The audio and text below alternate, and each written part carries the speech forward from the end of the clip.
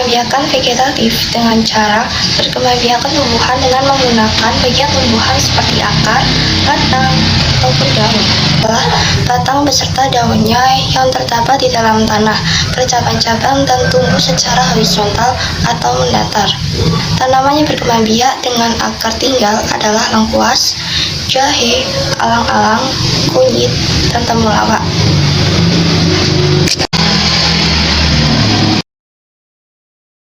Pengertian mencangkok sendiri adalah memperbanyak tumbuhan dengan cara memotong dahan tumbuhan induknya.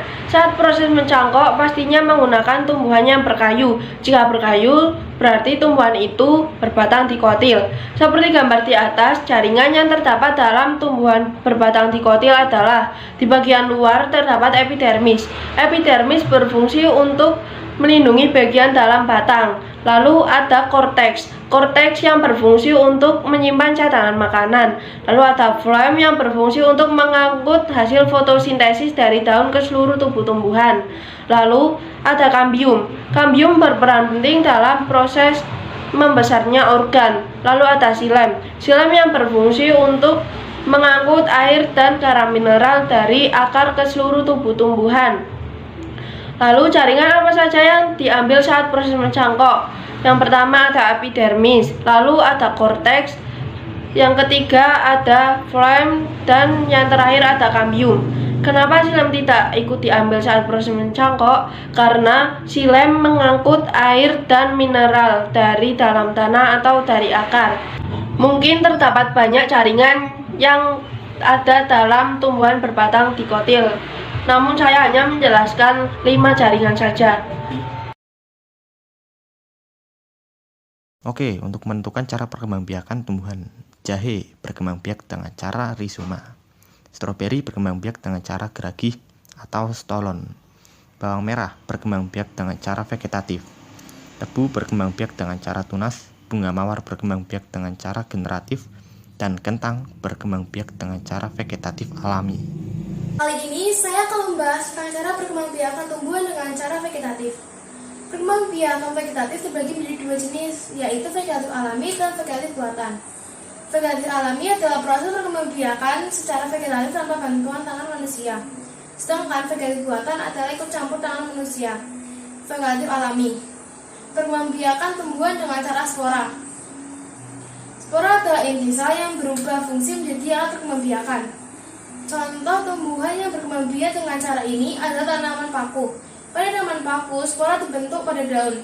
Spora terletak pada kotak spora sporanium yang berkumpul di dalam sorus yang merupakan kumpulan kotak spora.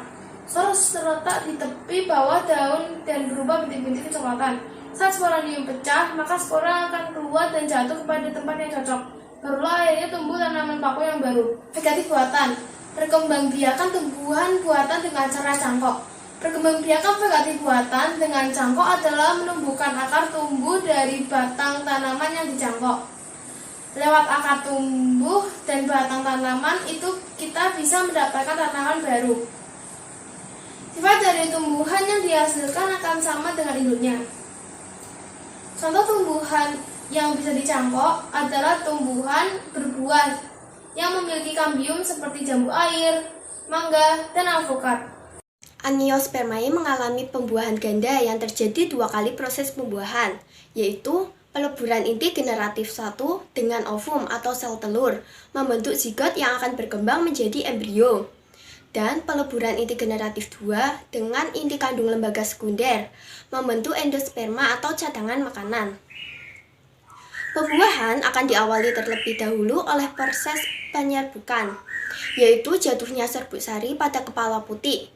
Inti sel dalam serbuk sari akan membelah membentuk inti vegetatif, inti generatif 1, dan inti generatif 2. Setelah beberapa saat, serbuk sari akan berkecambah membentuk tabung serbuk sari sebagai jalan menuju kantung embrio. Kantung embrio terdapat pada dasar putih dan merupakan tempat terjadinya pembuahan. Inti sel serbuk sari nantinya akan berjalan di sepanjang tabung serbuk sari untuk mencapai kantung embrio tersebut. Inti vegetatif akan berjalan di depan inti generatif karena berperan sebagai penunjuk jalan bagi kedua inti generatif tersebut. Setelah sampai di kantung embrio, inti generatif 1 akan membuahi ovum membentuk zigot dan inti generatif 2 akan membuahi inti kantung lembaga sekunder membentuk endosperma. Sel telur yang bersifat haploid akan dibuahi inti generatif 1 yang bersifat haploid sehingga menghasilkan zigot yang bersifat diploid. Inti kandung lembaga sekunder akan dibuahi oleh inti generatif 2 sehingga terbentuk endosperma. Zigot nantinya akan berkembang menjadi embrio calon individu baru. Sedangkan endosperma merupakan cadangan makanan bagi perkembangan embrio.